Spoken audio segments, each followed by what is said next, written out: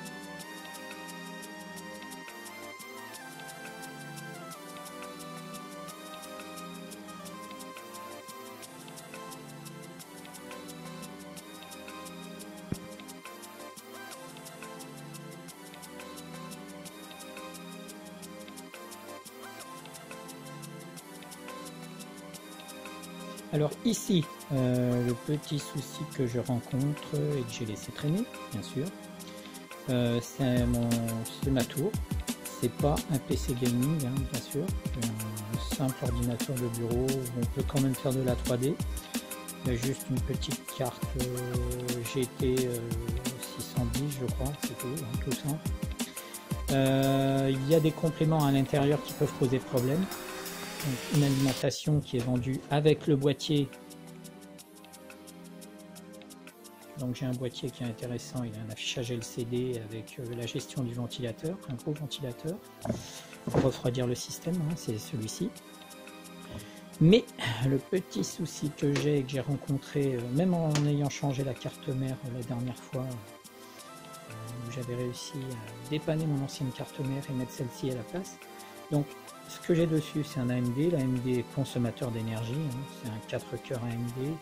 Il chauffe pas mal. Donc, et en plus, il consomme pas mal de watts. J'ai une petite alim, je regarderai quand je démontrerai de combien il est, mais je pense qu'il est aux alentours de 400 watts. Peut-être 450, mais j'en suis pas sûr. Sur cette machine, j'ai donc un ventilateur, deux disques durs, une ancienne génération de disques durs IDE qui chauffe beaucoup, mais gourmand en énergie, un SATA de 1 Go, de 1 Tera, parce qu'un giga j'aurais du mal, donc un SATA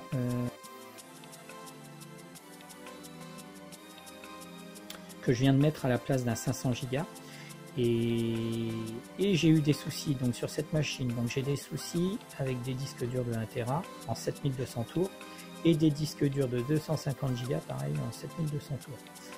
Donc soit j'ai un problème d'alimentation et je pense à ça, donc j'ai un manque d'énergie au niveau de cette alim intégrée. Dès que je rajoute trop de matériel, j'ai des petits ennuis. Ici j'ai donc ma GeForce 610, ici j'ai un contrôleur USB 3, c'est pareil, ça consomme de l'énergie, c'est branché en 5 volts et en 12 volts hein, pour alimenter la puce qui est dessus, pour gérer l'USB 3. J'ai un lecteur de CD-ROM avec un adaptateur qui fonctionne plutôt pas mal, mais qui peut me poser des soucis aussi de compatibilité. Et donc pareil sur le disque dur IDE, j'ai un adaptateur hein, qui transforme l'IDE en SATA et inversement. Voilà, donc ça c'est le matériel que j'ai. Dès que je mets un second disque, je vous dis, comme je dis, si je rajoute des 250 Go en 7200 tours, je rencontre certains problèmes avec certains disques SATA en 250 Go. J'ai le même souci avec celui-ci qui est de 1 Tera en 7200 tours. Si je remets un 500 Go, la machine fonctionne correctement, j'ai pas de plantage et pas d'erreur de données sur mon disque système. Voilà, le souci vient de là. J'ai des erreurs de données sur mon disque système, le disque est sain. Donc, soit à un moment j'ai un manque d'énergie et c'est vrai que ça peut venir de ça. Il y a aussi l'autre souci sur ces alimentations où il y avait les premiers connecteurs SATA. Bon, les connecteurs SATA, c'est pas du haut de gamme dessus, ils se déforment légèrement, ce qui fait, ça fait des faux contacts, ça fait des micro-décharges en fin de compte, hein. Quand il y a des faux contacts sur ce connecteur là, ça fait des micro-décharges qui peuvent causer des petits soucis de surchauffe et de problèmes d'alimentation du disque dur. Donc j'ai rencontré ça, je sais que j'ai des soucis avec ces deux connecteurs, j'en ai que deux ici. Et même en rajoutant des connecteurs externes pour améliorer mes connexions SATA sur cette machine, ben, j'ai rencontré que ces éléments-là, quand ils chauffent un peu, et ben, ils se déforment légèrement et les contacts se font moins bien. Le constat, le disque dur que j'ai ici, que je viens de mettre récemment, en remplacement d'un 500 Go qui fonctionnait bien, je n'aurais pas dû le changer. Quelquefois au démarrage ou pendant le fonctionnement, on entend un petit bruit comme si le disque dur, donc le moteur du disque dur, avait du mal à fonctionner correctement. J'ai eu le même problème sur le 250 Go, comme je vous dis, le même genre de bruit. Et en fin de compte, en l'enlevant, en retirant ce disque de 250 Go, j'avais plus de soucis. Donc là, ce que je vais faire sur cette machine, je vais faire un test de fonctionnement avec une carte spéciale qui me permet de contrôler les sorties de 5 volts, etc. Mais ça, c'est difficile à visualiser, c'est sur le côté, donc j'ai qu'un connecteur ici où je pourrais le mettre, donc ça ne sera pas visible. Si je constate rien, et c'est ce que je pense, je vais rien constater parce que c'est une panne aléatoire, ça arrive que de temps en temps. Et là actuellement, ce qui est arrivé, c'est suite à une mise à jour de Windows 10, c'est pourquoi je vais insister et je vais voir, je fais le test et ensuite je change mon alim et je vois ce qui se passe avec une nouvelle alim. Voilà.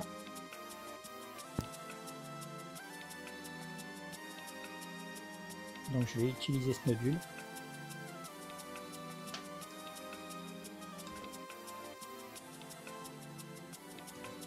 Je déconnecte juste le câble de données, les deux câbles de données.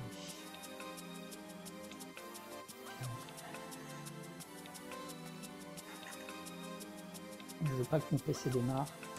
Comme il y a des Windows sur les deux, hop, c'est fait. Donc là je vais démarrer, je vais voir ce qui se passe.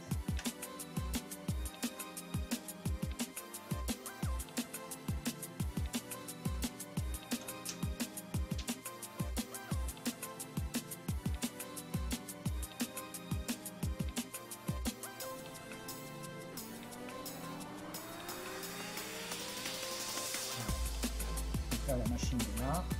Démarrer le DOS et j'ai 0 partout, donc ça veut dire que j'ai aucun problème, donc j'ai aucun souci de carte mère et d'alimentation de la carte mère.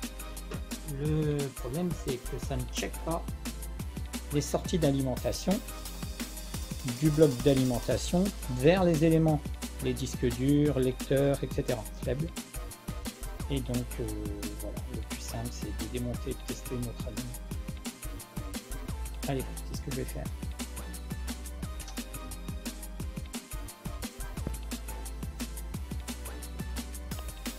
Donc là, le module m'indique que tout est OK au niveau alimentation de la carte mère.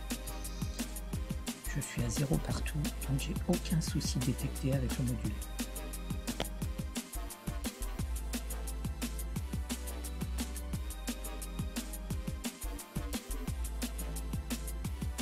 Je vais peut-être faire la phase de démontage et de remontage en accéléré. Comme ça, vous suivrez l'évolution.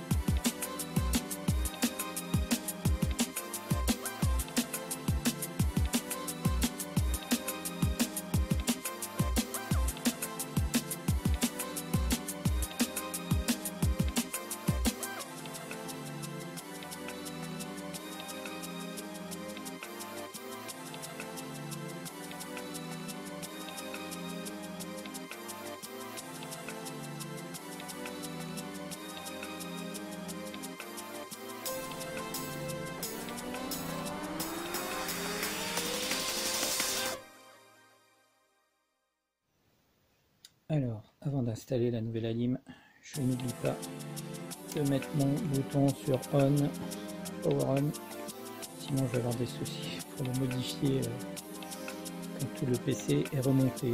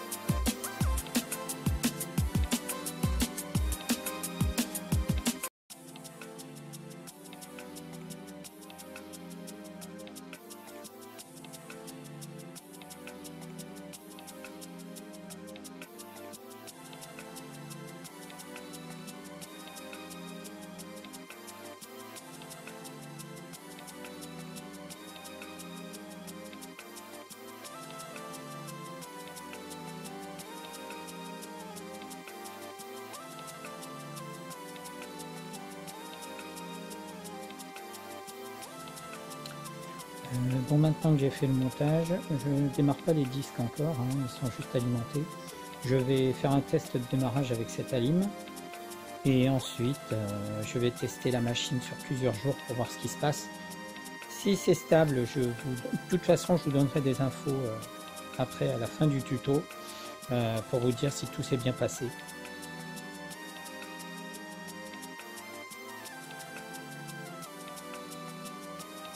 Alors, voilà le problème que je rencontre avec les connecteurs SATA.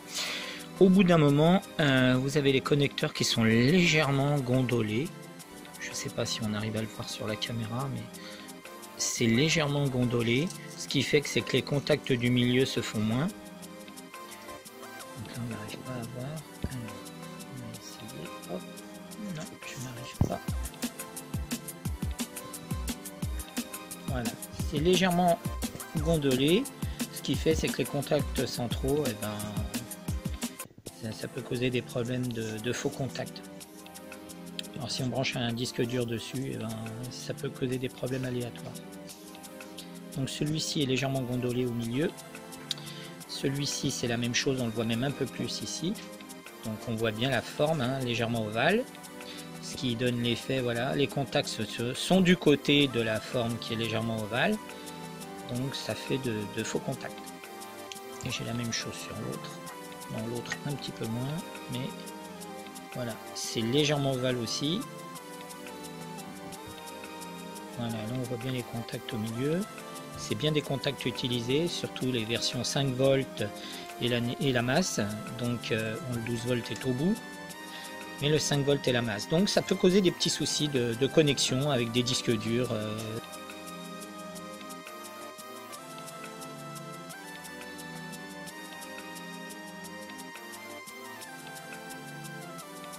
Donc j'ai installé une alim Corsair.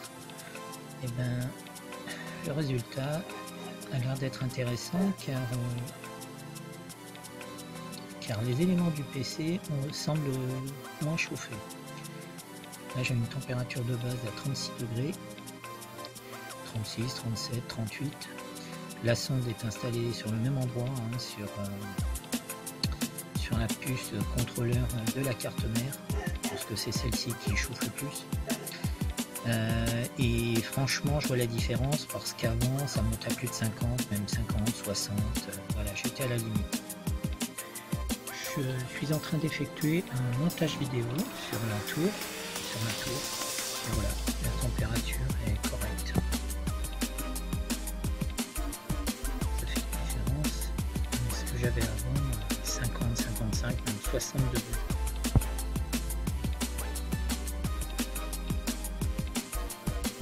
Là, la température varie entre 37, 38 et 41 degrés.